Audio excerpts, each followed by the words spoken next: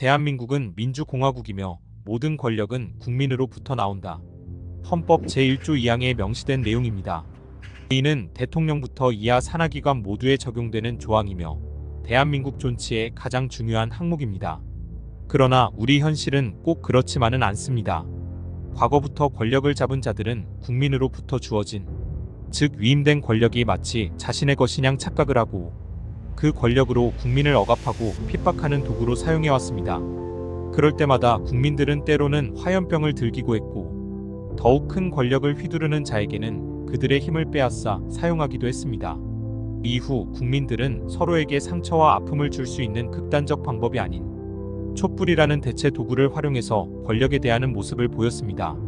이는 전 세계 어느 나라도 하지 못한 방법이었습니다. 전 세계는 대한민국의 민주주의적 평화 시위에 극찬을 보냈으며 대한민국의 국민의식 수준을 높게 평가했습니다. 지금도 촛불은 계속 타오르고 있습니다. 고사리 같은 어린 아이의 손에도 또는 백발의 노인 손에도 주말마다 데이트를 즐기는 젊은이의 손에도 촛불은 들려져 있습니다. 이렇듯 대한민국은 불의와 부당함, 그리고 불공정과 사회적 억압에 대한 분노를 권력자들과 그들이 가진 권력의 횡포에 저항하며 목소리를 내고 있습니다. 내가 위임해준 권력이다. 그 위임된 권력은 네 것이 아니다. 그 권력으로 불법과 편법, 특정인에게 사용하지 말라. 라고 외치고 있습니다. 민주당 내 국회의장 후보 투표가 있었습니다. 여론과 권리당원의 목소리는 하나였습니다.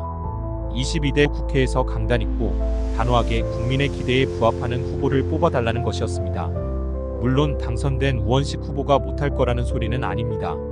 국민들과 당원들, 그리고 민주당에서 추진하는 입법활동의 방향성에 적극 임할 거라는 기대의 시선으로 22대 국회를 지켜볼 것입니다. 과거 임진왜란이 발생한 1592년, 당시 이순신 장군은 외구의 침략을 대비해 수군과 함선을 정비하고 구축했습니다. 임진왜란이 발생하고 이순신 장군은 왜구를 상대로 연승연전을 합니다. 이에 당시 선조와 조정 대신들은 이순신의 업적이 자신들의 출세와 권세를 누리는데 눈의 가시로 비춰지면서 1597년 정유재란 시 왜구와 조정, 원균의 관계로 이순신 장군은 좌천되고 고초를 받습니다. 그러면서 이순신 장군에게 명한 내용이 잘못에 대한 불이익을 감수하면서 책임에 대한 기회를 준다는 표현으로 쓰인 백의종군하라는 유명한 일화가 탄생합니다. 원균이 7천량해전에서 대패하면서 당시 조선 수군의 남은 전력은 한옥선 12척이 전부였습니다. 원균이 대패하면서 다시금 이순신 장군이 삼도 수군 총사령관에 복귀합니다. 이때 다시금 복귀한 이순신 장군이 명량해전을 앞두고 왕에게 올린 장계의 유명한 문구가 신에게는 아직 12척의 배가 남았습니다. 라는 유명한 일화가 탄생합니다. 어제의 민주당 국회의장 후보 선출 투표가 과거의 이순신 장군과 원균의 역사의 되풀이가 되지 않기를 바랍니다.